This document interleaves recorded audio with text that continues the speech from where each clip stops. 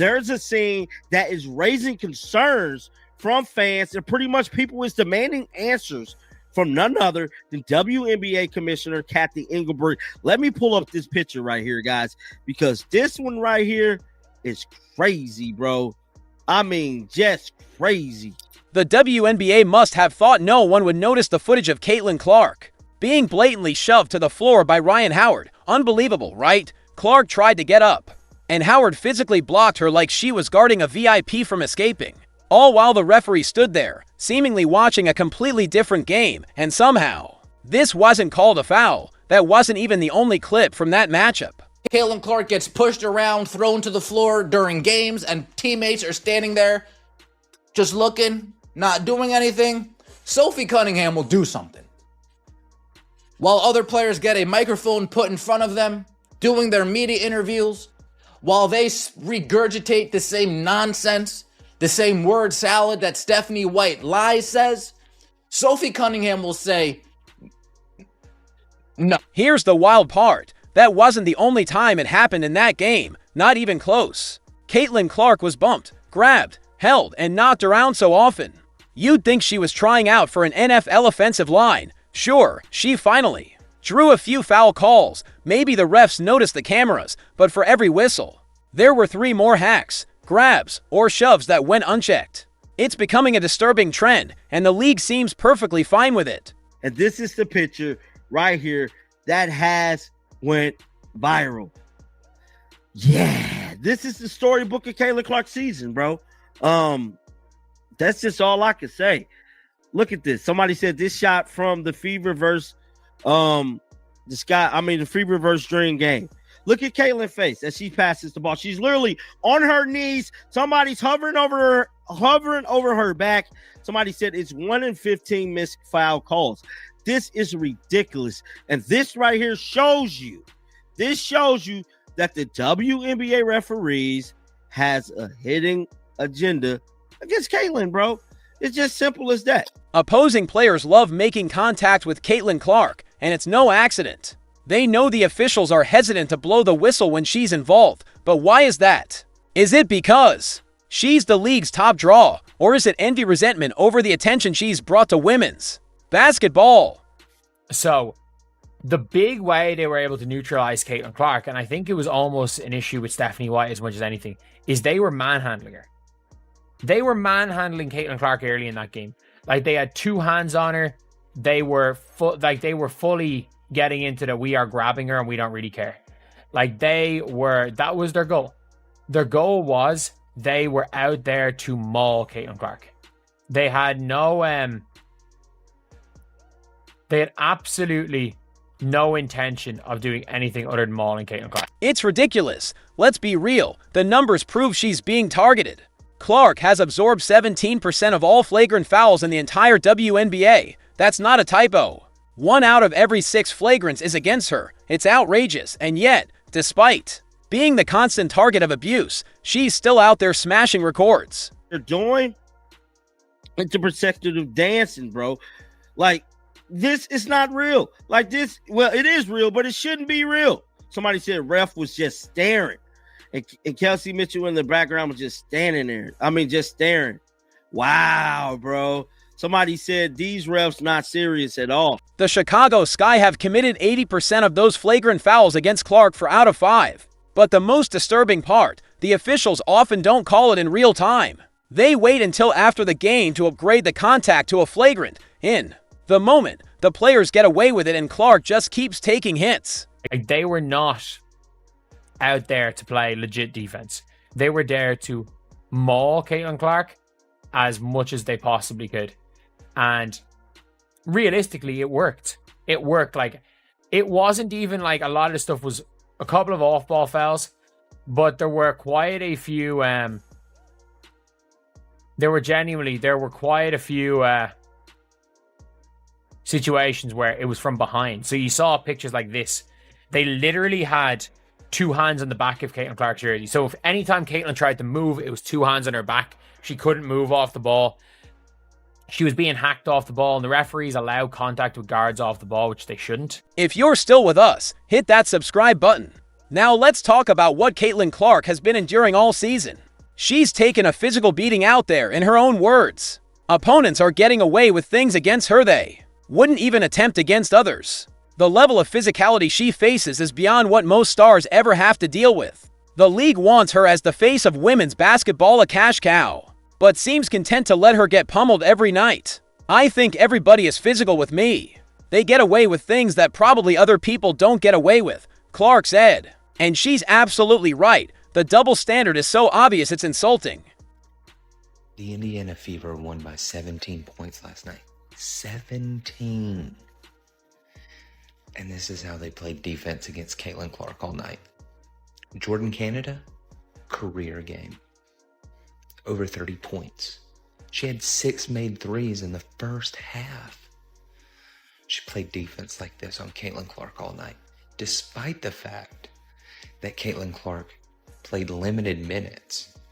12 points, 4 rebounds, 9 assists, and helping lead her team to a 17-point win. This is how they played defense on her all night. If you're still with us, hit that subscribe button. Now let's talk about what Caitlin Clark has been enduring all season. She's taken a physical beating out there, in her own words. Opponents are getting away with things against her they wouldn't even attempt against others. The level of physicality she faces is beyond what most stars ever have to deal with. The league wants her as the face of women's basketball, a cash cow, but seems content to let her get pummeled every night. I think everybody is physical with me. They get away with things that probably other people don't get away with, Clark said. And she's absolutely right. The double standard is so obvious it's insulting. Look at this.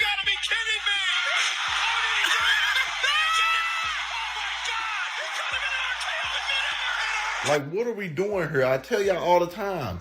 Every time people play the Indiana Fever, they do too much. Bree Jones almost took out like 3 people that game. Matter of fact, let's watch it again. Watch the clock. And I bet y'all gonna say, oh, it was an accident. Because every time somebody do something to somebody on the Indiana Fever, y'all say it's an accident. I know. Even Indiana Fever head coach Stephanie White finally spoke out, calling the officiating egregious. The level of disrespect toward Clark and the team has been astounding. White said she's watched her star get punished while the referees act like they're officiating a different sport. Even veteran players like Sophie Cunningham have stepped up. Cunningham was ejected for defending Clark and later called out the officials for their season-long failure to protect the league's biggest star. It's gotten so bad that even her teammates are being thrown out for having her back. You see how easy it is when you just let Caitlin play ball and others follow suit instead of trying to put a square peg in a round hole? This was a tale of two halves. A tale of two halves. A half where the Indiana Fever let Jordan Canada have wide open shots, and a half where they decided to play defense and shut Jordan Canada down and not let Ryan Howard get off.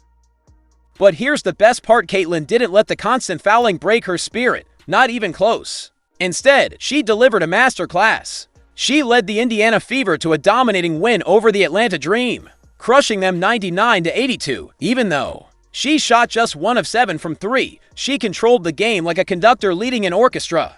She handed out 9 assists and showed she's not just a shooter, she's a floor general. I know the shot is right there and it's going to fall, but honestly, this is probably one of the best games where I just managed the pace of the game. Clark said afterward, I thought I was just a really good floor general tonight, and that's something I can be proud of, and it's exactly what the team needed.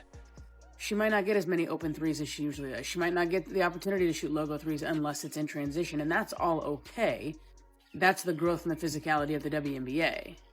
But her drawing attention to herself, either by on-ball or off-ball, is allowing her teammates to get in good scoring positions and for them to cook, and for that, Aerie driving in and dishing to Tasha Howard. Like, there's so many good things going on around Caitlin Clark that even when she's in the corner, they're still able to be successful. The Fever's 59 second-half points were their most in any half this season and tied for the highest. Over the past 7 seasons, they scored 99 total, their second-best output of the year. This wasn't just a win, it was a statement. While other players were busy trying to knock her down, Clark was busy torching them on the scoreboard. No amount of fouls or rough tactics could slow her down.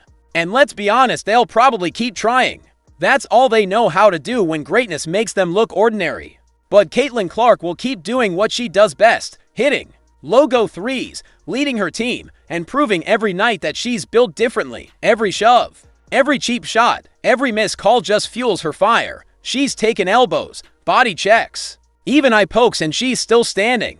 Isn't it funny how much the WNBA hates Caitlin Clark? Like I saw today that they picked Angel Reese to be like the cover athlete for 2K, and I just think it's funny how no one really ever cared about the WNBA. They barely made any money. They actually lost money as a league. They were pretty irrelevant. They had no good TV deals. They had terrible ratings, and all of a sudden they have this godsend, Caitlin Clark. And since she's gotten into the WNBA, the league has gained so much popularity. People actually care about it now. People are going to the games now. Their TV ratings, the money all the players are making, everything's way up, and they just fucking despise her. And yeah, you could argue it's because how talented she is. Like, we've never seen a girls basketball player as talented as she is, but I think it's something different. Despite all the physicality and targeting, Clark has put together one of the greatest rookie seasons in WNBA history. She set the single-season assist record with 337 assists, shattered the rookie scoring record with 769 points, and became the first rookie to ever record a triple-double. She's literally rewriting the record books while getting roughed up nightly. She set the single-game assist record with 19. She broke the rookie three-point record with 120 to made threes. These aren't just stats, they're history. Clark's impact goes far beyond the beating she takes. She's the engine behind the Caitlin Clark effect, the massive surge in WNBA viewership and fan interest. No, the 9th best guard in the league. Picked up well before half court. And then was just grabbed and suffocated all night. All night. This is the defense. 9th best guard in the league. The Indiana Fever shattered their franchise attendance record, and their regular season finale set a league record with 20,711 fans in the building.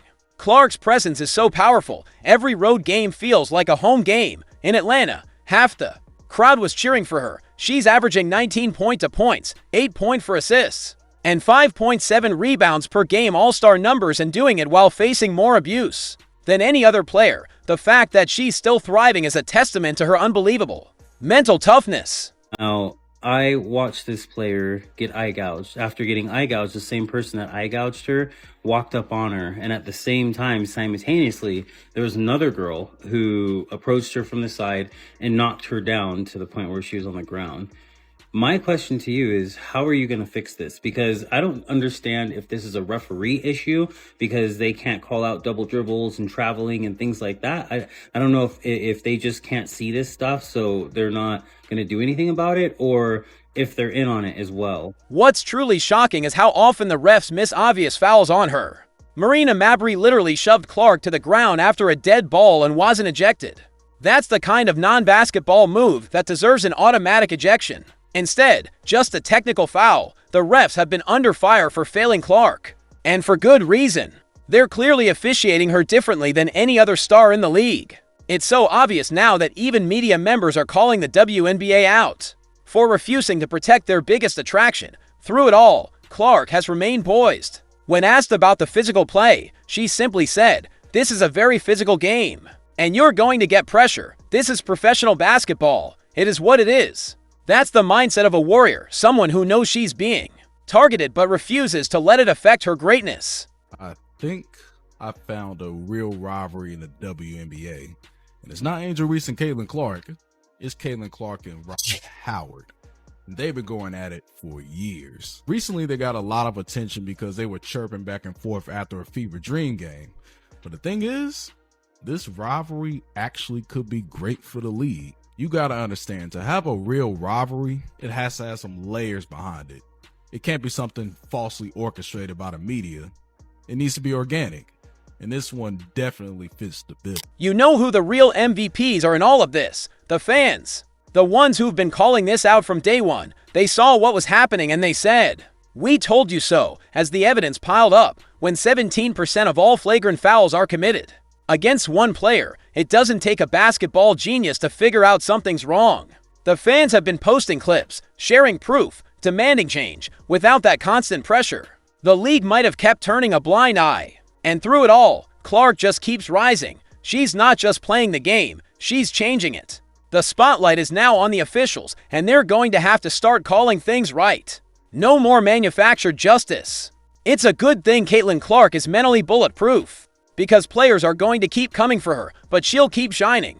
Keep knocking down threes, keep winning. No amount of targeting can stop her from dominating. And when you consider the punishment she's taken, her success becomes even more legendary. She's not just great, she's historic. She's battled through bias and still put together a rookie season.